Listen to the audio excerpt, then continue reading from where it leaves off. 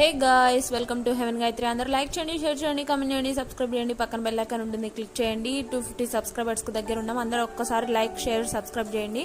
ఇవాళ వీడియో వచ్చేసి కరివేపాకు పచ్చడి ఏ విధంగా చేయాలో చూపిస్తున్నాను.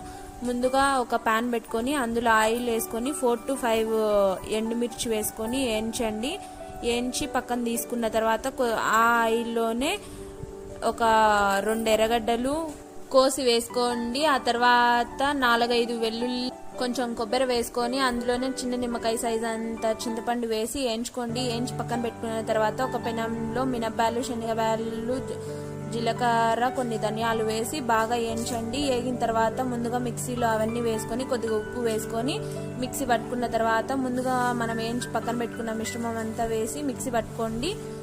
అదేవిధంగా ఒక పెనంలో తిరువాతకు వేసుకునేటన్ని వేసుకొని తిరువాత పెట్టుకోండి. ఇంతే, ఈజీగా చేసుకోవచ్చు. సబ్స్క్రైబ్ చేయండి, లైక్ చేయండి, షేర్ చేయండి, కామెంట్ చేయండి.